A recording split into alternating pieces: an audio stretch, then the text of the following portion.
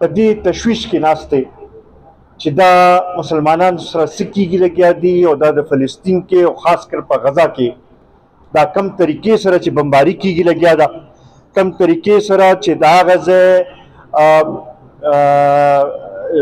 ماشومان، بچي،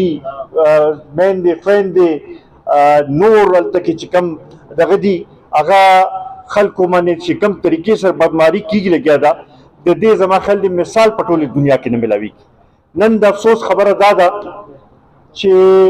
نورې دنیا کې چې داسې واقعه وشي نو هلته کې د هیومن رایټس خبره شروع شي،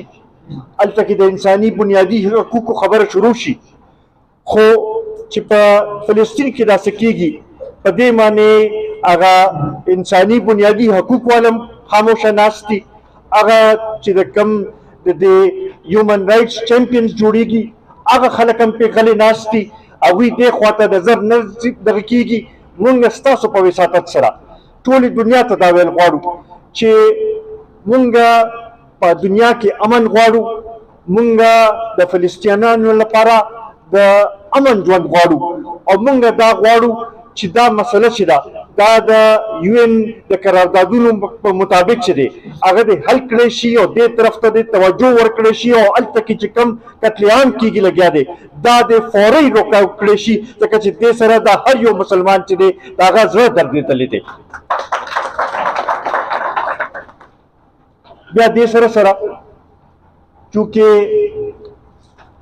نن زمونږ د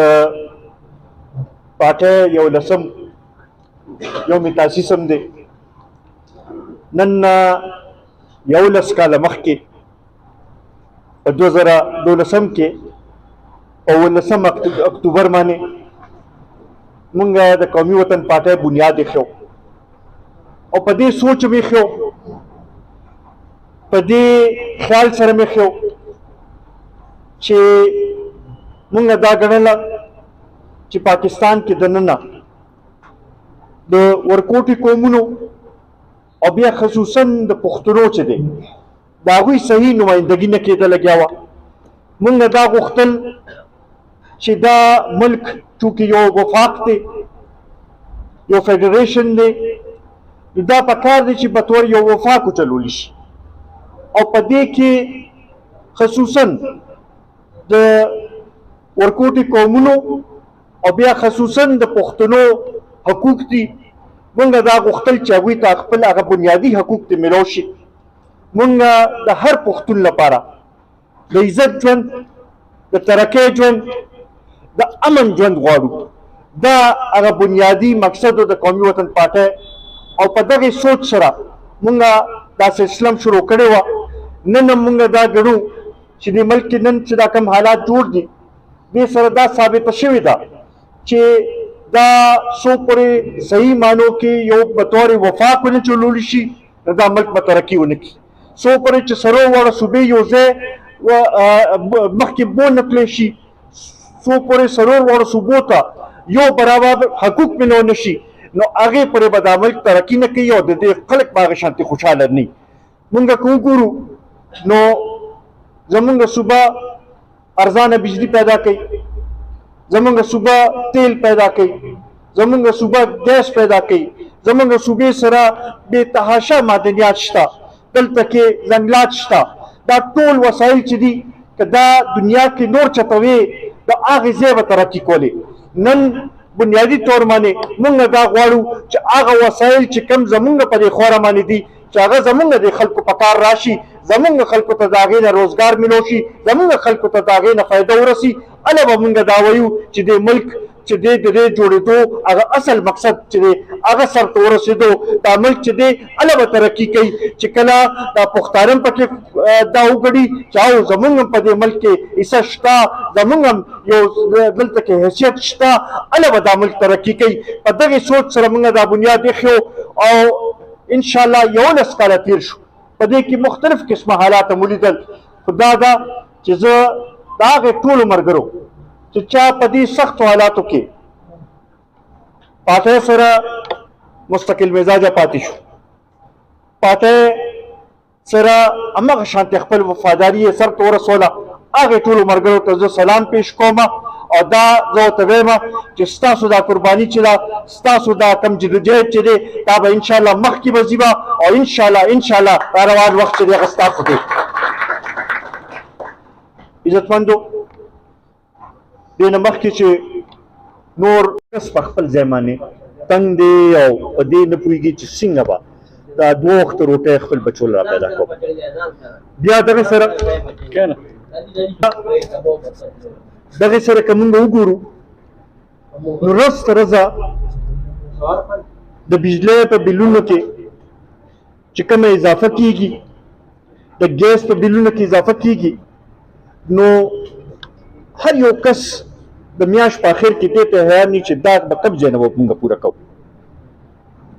مخکې به د خلکو د بجلۍ د کرنټ نه چې دی یره به یې کوله، اوس د بجلۍ د بل د کرنټ نه چې دی هغه یره کوي چې دا چې د میاشت اخر کې چې کوم هغه کرنټ پیلاویږي هغې جټکه چې ده هغه د چا نه هېرېږي. دا صورتحال چې دی دا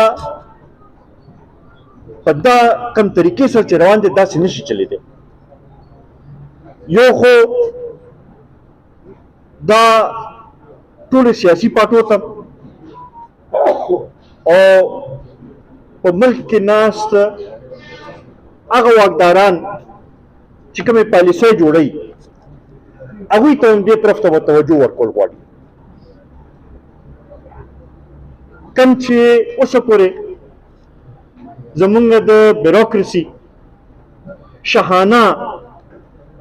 لایف سټایل روان دی او شاهانه د هغوی کومې خرچې دي دا نور دا ملک چې دی د دې متحمل نشي کېدی. اوس په دې باندې سوچ کول پکار چې دا یو غریب ملک دی، د دې بیروکراسي چې ده د دې افسرشاهي چې ده هغه پکار دی چې دا ومني چې موږ د دې خلکو په پیسو باندې موږ ته تنخواه میلاویږي، موږ د دې په پیسو باندې چې دی زمونږ دا وخت تېرېږي نو پکار چې موږ د دې عوامو خادمان یو او د عوامو د مشکلاتو طرف ته توجه ورکړي. دا د انګریز د وختو چې کوم هغه سوچ دی کوم د هغوی هغه طور طریقه ده هغه چې دی هغه نور نشي چلېدی. اوس به دا خرچونه راکمول به غواړي. بیا دغې سره سره دې باندې هم توجه ورکول دي او خاص کر دا د اوس د سیاسي پارټیو لپاره یو چیلنج دی چې سیاسي پارټۍ به هم خپله کارکردګي اوس ښیي، هغوی به هم راپاسي او قوم ته به خپل چې دی کارکردګي ښیي او ریلیف او د عوامو اصل معنو کې خدمت به کوي. کدی نو بیا به د خلکو د جمهوري نظام نه چې دی اعتماد به پاسي به دغې طرف ته توجه ورکولو انتهایی ضرورت دی. بیا دې سره سره میاشتونه چې کوم صورتحال جوړ دی ستاسو په دې ضلع کې څه میاشتې مخکې لږ حالات داسې جوړ شوي چې د هغې موږ نه غواړو چې دوباره دلته کې داسې صورتحال جوړ شي. هغه د 2009 او 2010 کې چې کوم حالات جوړو 2008 کې چې کوم حالات جوړو هغه موږ دوباره نه غواړو چې دلته کې هغه بدامني دوباره جوړ شي. دې طرف ته توجه ورکولو ضرورت دی او دا یو اصل مسله ده زموږ د دې صوبې. بدقسمتۍ نه د پنجاب خلک اسلام آباد کې ناست خلک چې دی د هغوی ترجیحات د هغوی سوچونه هغه بدل دي. موږ ورته دلته کې دا دغه دی چې اول چې امن وي نو موږ بیا په یو ښه بهتر طریقې سره ژوند به تېرولو شو، د خپل د ملک لپاره به هم کار کولی شو، د معیشت لپاره به هم کار کولی شو، د خپل خاندان لپاره به هم کار کولی شو. خو دا دې طرف ته توجه ورکول ضرورت دی. بیا نه دا صورتحال که ګورئ یو څو میاشتو نه بیا سلسله شروع شوې ده او خصوصا دا یو څو ورځو کې که تاسو وګورئ مختلف ځایونو کې واقعات کېږي، د لا انفورسمنټ ایجنسیز چې دي هغه ټارګېټ کېږي لګیا دي. زمونږ د پولیس ورونو چې دی ډېرې قربانۍ ورکړې، ډېر زیات شهیدان پکې وشو، زمونږ د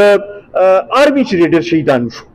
دا موږ نه غواړو چې نور دا وینه دې تویږي، موږ د خپل پښتنو ورونو نور وینه نه تویېدل غواړو.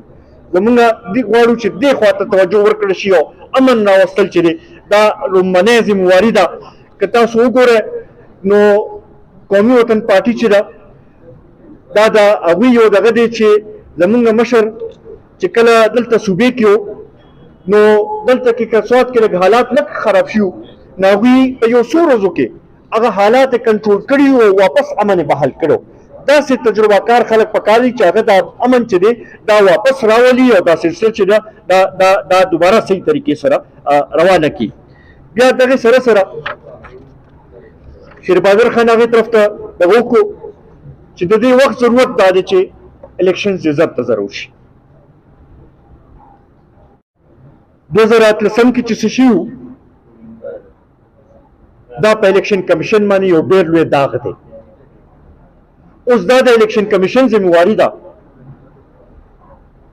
چې هغه داغ ځان نه ووینځي. که دوباره هغه شانتې بنیاد کې ښودلی شو دا نن چې ما دلته کې څه واورېدل که دغه شانتې سلسله شروع شوه نو بیا به د هغې ښه نتایج به نه روځي بلکې د هغې نتایج به چې دی د ټول ملک لپاره به خراب روځي. تاسو یو تجربه وکړه سلیکټډ یو حکمران هم راوستلو او داسې طریقې سره هم راوستلو چې مکمل اختیار هم له ورکړو خو چې عوامو سره نه نو فیل شو او داسې مشکل کې ملک راغی